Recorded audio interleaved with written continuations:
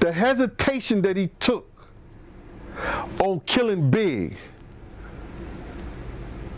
kind of showed me he didn't really want to kill Big. Clip of Diddy's former bodyguard Gene Deal has been going viral because he proves that Biggie was never the target of the shooting that night, but Diddy was. This revelation brings all the mystery surrounding Biggie's passing, which the question that has been unanswered for years. What happened to Notorious B.I.G?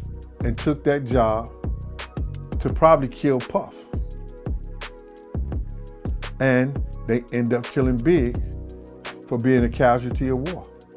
In a video published by YouTube channel The Art of Dialogue, Deal, who said he was traveling in a second Chevrolet Suburban with Diddy behind Biggie on the night of the shooting, gave his own account of what happened. He claimed that most stories being told about that night were mostly lies because he was at the scene before it happened, and he claims there was no drive-by and the car that targeted them was standing at a corner waiting for them. Deal said, "Every Biggie movie that you see, they say it's a drive-by. When the witness tells you the car was stood right there at the corner, the car was probably there all night." He said Diddy had pissed off some Muslims who plotted revenge on him and sent him a gunman to finish him off, only for him to escape the shooting and Biggie being caught in the crossfire. This is the first time that Deal has claimed he believes Wallace was not the intended target on the night he was shot.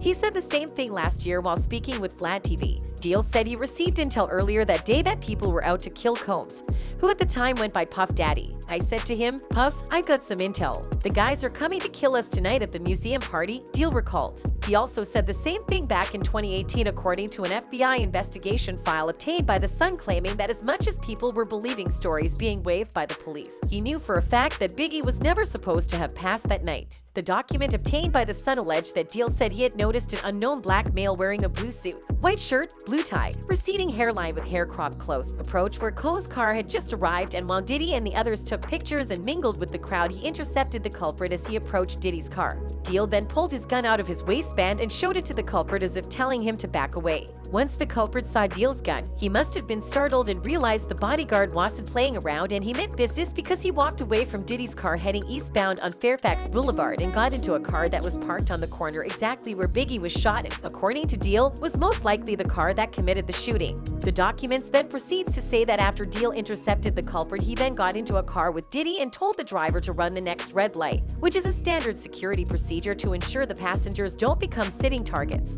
Fortunately, Diddy's car ran the red light, but unfortunately Biggie's car stopped. The shooter hesitated for quite a while before shooting into Biggie's car, the document said, according to The Sun. Because of this, Deal strongly believes Biggie was not the intended target, but that Combs was. This information that P. Diddy may have been the original target in the Notorious B.I.G. shooting was also backed up by some other people involved in the case. According to a retired FBI agent who worked the case, Diddy was the intended hit the night Notorious B.I.G. was shot and died. The agent Phil Carson, said he was confident he knows the identity of the shooter and the man who financed the hit, even though the gunman has never been apprehended.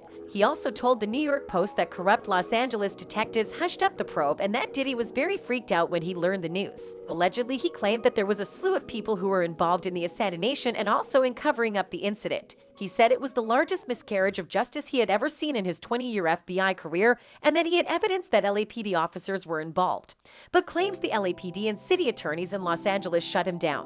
While most people said via word of mouth that Biggie was at the wrong place at the wrong time, others went ahead and made a movie on the same matter. Don Sikorsky and Brad Furman, the producers and directors of the film City of Lies, which delves into the unsolved deaths of Biggie and Tupac Shakur, backed up both Dean and Carson's claims. They revealed that they had read sealed court files related to Wallace's case, which suggest a Nation of Islam convert was the killer. Based on this information, it's quite okay to say that Gene Deal was seeing the truth when he claimed that in Islam with a grudge, Diddy got the wrong target. Sikorsky and Furman were hopeful that the film The City of Lies, featuring Johnny Depp as real-life Los Angeles cop Russell Poole, would bring the murder back into the spotlight and rekindle the inquiry of what happened to the young rapper. According to Carson, the producers of City of Lies nailed it in the controversial Amazon movie, which suggests rap mogul Marion Such Knight orchestrated the hit from jail, and he spoke up to seek the justice that eluded him while he was on the case. Just like Gene, Carson also argued that there was enough evidence to solve Biggie's murder. Biggie, whose real name is Christopher Wallace, was shot shot and killed in the early hours of March 9, 1997 in Los Angeles, California at just 24 years old. His end was publicly publicized with everyone blaming each other. FBI documents stated Biggie was traveling in the passenger seat of a Chevrolet Suburban after leaving a party at the Peterson Automotive Museum when a Chevy SS Impala pulled up to the vehicle at a red light and a gunman opened fire from within.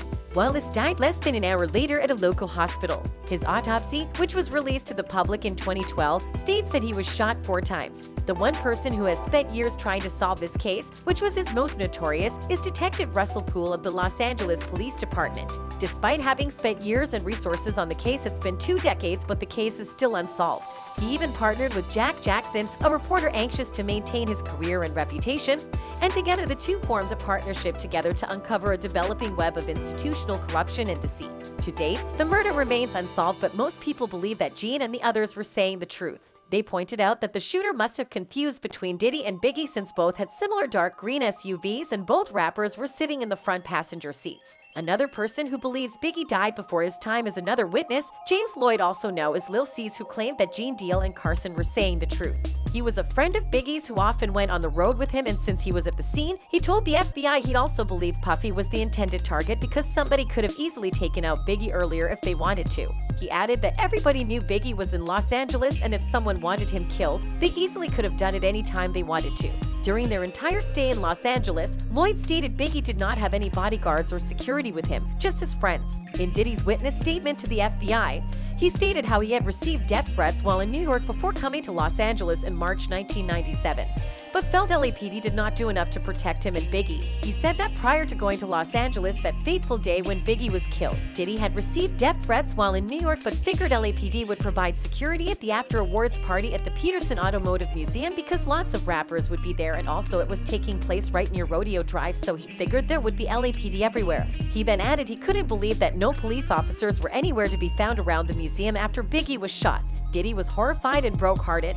But if this information is true, it means he knew he was in danger but didn't take necessary caution to protect himself and the people around him. A fan on Twitter said, "Just found out that P. Diddy was the target of the shooting that killed Biggie, and that's got me beyond fucked up." Another fan said, "We already knew Suge was behind it. We all knew about Amir Muhammad and the corrupt lit cops that allowed the hit. Muhammad is running a real estate gig in Ga that I didn't know Diddy was supposed to be the target. Didn't know. Anyways, let's not forget that this video is based on theories and my opinions and should not be considered facts." That's it for this video. Bye.